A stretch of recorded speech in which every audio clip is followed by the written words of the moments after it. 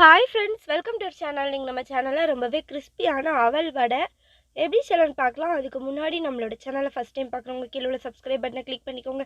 பக்கத்தில் உள்ள பெல் ஐகானை கிளிக் பண்ணிக்கோங்க. வாங்க வீடியோக்குள்ளே போகலாம். நாங்கள் இன்றைக்கி 1 கப் அளவுக்கு சம்பா அவல் எடுத்து வச்சுருக்கோம். நீங்கள் வெள்ளை அவல் இருந்தால் அது கூட யூஸ் பண்ணிக்கலாம், அதுவும் சூப்பராக இருக்கும். இப்போ ஒரு பாத்திரத்தில் நம்ம எடுத்து வச்சுருக்க அவலை மாற்றிக்கலாம்.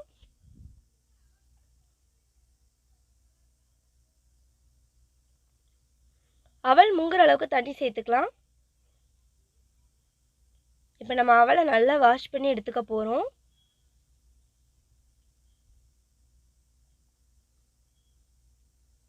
நம்ம அவலை நல்லா வாஷ் பண்ணி எடுத்தாச்சு.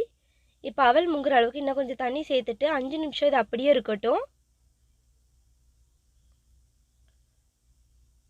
5 நிமிஷம் ஆயிடுச்சு. நம்மளோட அவலை நல்லா ஊறி வந்திருக்கு. இப்போ கையை வச்சு அவலை வந்து நல்லா டைட்டாக பிழிஞ்சு எடுத்துக்க போகிறோம். தண்ணியே இல்லாமல் நல்லா டைட்டாக பிழிஞ்சு எடுத்துக்கலாம்.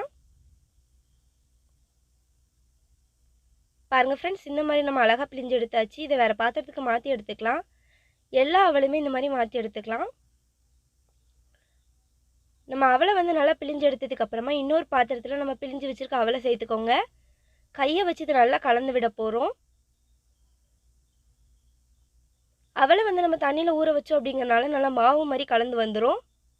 பாருங்கள் ஃப்ரெண்ட்ஸ், இந்த மாதிரி நம்ம மாவு மாதிரி நல்லா கலந்து எடுத்தாச்சு. ஒரு பெரிய வெங்காயம் அதனால் குட்டி குட்டியாக கட் பண்ணி வச்சுருக்கோம், அதையில் சேர்த்துக்கலாம்.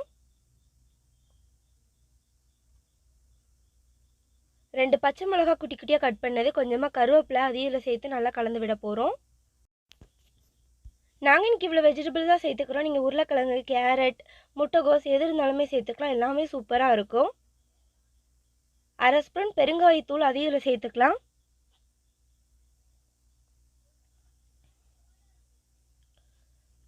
2 ஸ்பூன் பொட்டுக்கடலையே நல்லா பவுடர் ஆக்கி வச்சுருக்கோம், அதையும் சேர்த்துக்கலாம். பொட்டுக்கடலை பவுடர் சேர்த்தோம் அப்படின்னா நல்லா கிறிஸ்பியாக கிடைக்கும். உப்பு தேவையான அளவு அதையும் சேர்த்து நல்லா கலந்து விட்டுக்கலாம். இதில் தண்ணி எதுவுமே சேர்க்க வேண்டாம், கையை வச்சு இந்த மாதிரி நல்லா கலந்து எடுத்துக்கலாம். நம்ம வடை செய்யணும் அப்படின்னா மாவு அரைக்கணும் அப்படி இப்படிங்கிற வேலை இருக்கும். இதில் எந்த வேலையுமே இல்லை, ரொம்ப ரொம்ப ஈஸியாக செய்யலாம். டேஸ்ட்டும் சூப்பராக இருக்கும். பாருங்கள் ஃப்ரெண்ட்ஸ், நம்மளோட மாவு சூப்பராக ரெடி ஆயிடுச்சு.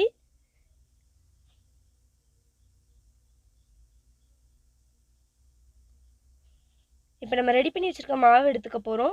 கையில் எண்ணெய் இல்லைன்னா தண்ணி ஏதாச்சும் தொட்டுட்டு கொஞ்சமாக மாவு எடுத்து இதை நம்ம நார்மலாக வடை தட்டுற மாதிரி தட்டி எடுத்துக்கலாம்.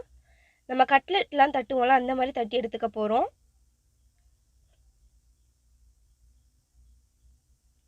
இதே மாதிரி எல்லா மாவுமே ரெடி பண்ணி எடுத்துக்கலாம்.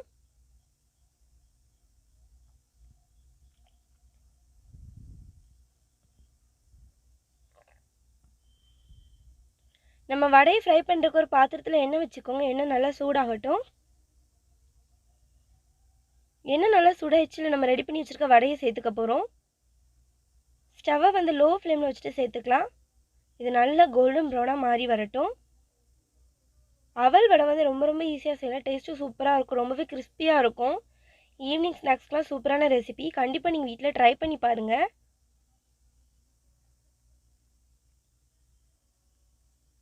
நம்ம வடையை எண்ணெயில் சேர்த்ததுக்கப்புறமா உடனே கலந்து விட வேண்டாம். ஒரு 2 நிமிஷம் போல் அது அப்படியே இருக்கட்டும்.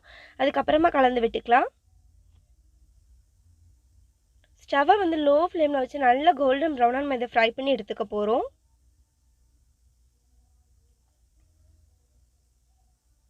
ஒன் சைடு நல்லா கோல்டன் ப்ரௌனாக மாறிடுச்சு. இப்போ இதை திருப்பி போடலாம். இதே மாதிரி அந்த சைடு சூப்பராக ரெடியாகி வரட்டும்.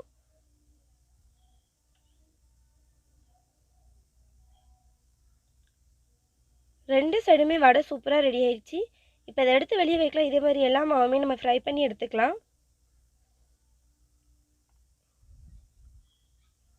பாருங்கள் ஃப்ரெண்ட்ஸ், நம்மளோட அவல் வடை இந்தளவுக்கு சூப்பராக ரெடி ஆயிடுச்சுன்னு. பார்க்கவே கிறிஸ்பியாக இருக்குது. கண்டிப்பாக நீங்கள் வீட்டில் ட்ரை பண்ணி பாருங்கள். இந்த வீடியோ உங்களுக்கு பிடிச்சிருந்தா தாயம்மாள் சமையலுக்கு சப்ஸ்கிரைப் பண்ணுங்கள், லைக் பண்ணுங்கள், ஷேர் பண்ணுங்கள், கமெண்ட் பண்ணுங்கள். தேங்க்யூ.